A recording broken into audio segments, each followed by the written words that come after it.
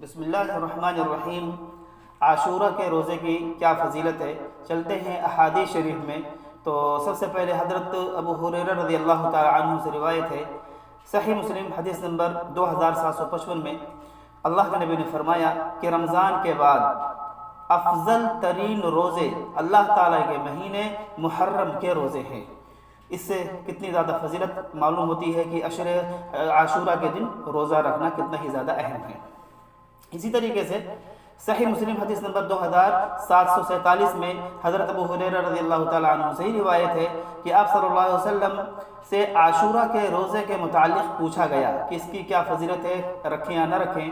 تو آپ صلی اللہ علیہ وسلم نے فرمایا کہ عاشورہ کے دن روزہ رکھنا یہ پچھلے پورے سال کے گناہوں کا کفارہ ہے۔ سبحان اللہ، غور کرنے والی بات یہ ہے کہ ایک دن کے روزہ رکھنے سے پچھلے ایک سال کے گناہ اللہ تعالیٰ معاف فرما دیتے ہیں۔ اللہ کتنے زیادہ رحیم اور کریم ہیں۔ اسی طریقے سے صحیح بخاری حدیث نمبر 1960 میں اللہ کے نبی نے فرمایا، حضرت سیدہ ربیع بنت معوذ رضی اللہ تعالی عنہا کہتی ہیں کہ رمضان کے روزے کی فرضیت کے بعد بھی ہم اپنے بچوں کے ساتھ عاشورہ کے دن روزہ پابندی سے رکھتے تھے اور اپنے بچوں کو اون کا کھلونا دے دیتے تھے اور ان کو اسی میں بہلائے رکھتے تھے۔ جب بچے روتے تھے پھر وہی کھلونا لا کے دے دیتے تھے، یہاں تک کہ افطار کا وقت آ جاتا، افطار کا وقت آتا، پھر ہم لوگ افطاری کرتے۔ اس سے اندازہ آپ لگائیں کہ وہ بچے کتنے زیادہ چھوٹے ہوتے ہوں گے، 5 سال 6 سال 7 سال، جو کھلونا کھیلنے کی عمر کیا ہوتی ہے۔ ان سے عاشورہ کے دن روزے رکھواتی تھیں، اور رمضان کے روزے تو چھوڑ دیجیے۔ ہمارے ہاں کیا حال ہے، ہمارے معاشرے کا حال یہ ہے کہ رمضان کے روزے بھی نہیں رکھواتے، وہ بھی کتنے 10 سال 12 سال 15 سال کے بچے ہو جاتے ہیں پھر بھی نہیں رکھواتے۔ کیا کہتے ہیں؟ بچے کمزور ہو جائیں گے۔ صحابہ کرام کے ایمان کو دیکھیے، ان کی طاقت کو دیکھیے اور ان کے احوال کو پڑھیے۔ 5 سال 6 سال کے بچے کو سنت کے روزے رکھوا رہے ہیں، عاشورہ کے روزے۔ اس لیے ہم اپنے بچوں کو دین کی طرف لائیں اور ان کی بنیاد کے اندر دین کو پیوست کریں، ان کو روزہ رکھنے کے عادی بنائیں۔ اسی طریقے سے صحیح مسلم حدیث نمبر 2658 میں یہ روایت ہے کہ جب محمد صلی اللہ علیہ وسلم مدینہ تشریف لے آئے تو وہاں یہودیوں کے قبیلے آباد تھے، بنو قریظہ، بنو قینقاع، بنو نذیر وغیرہ۔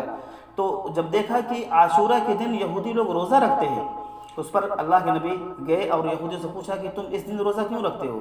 تو یہودیوں نے کہا کہ یہ دن جو ہے، یعنی عاشورہ کا دن ہمارے لیے خوشی کا دن ہے، ہمارے لیے عید کا دن ہے اور ہمارے لیے نجات کا دن ہے۔ پوچھے کیا ہے، کیا ہوا؟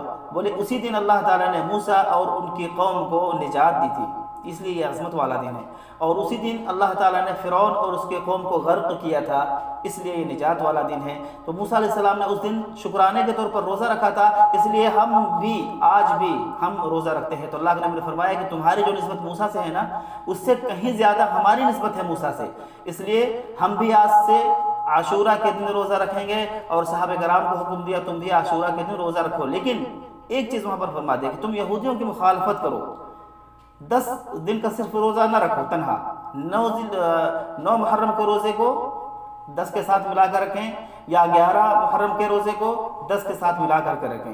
اس طریقے سے یہودیوں کی مخالفت بھی ہو جائے گی، سنت پر عمل بھی ہو جائے گا، اور انشاءاللہ باذن اللہ پچھلے ایک سال کے گناہ ہمارے معاف بھی ہو جائیں گے۔ اللہ تعالیٰ سے دعا کہ اللہ تعالیٰ ہم سب کو سنتوں کو زندہ کرنے والا بنا دے۔ آمین۔ وما علینا الا البلاغ المبین۔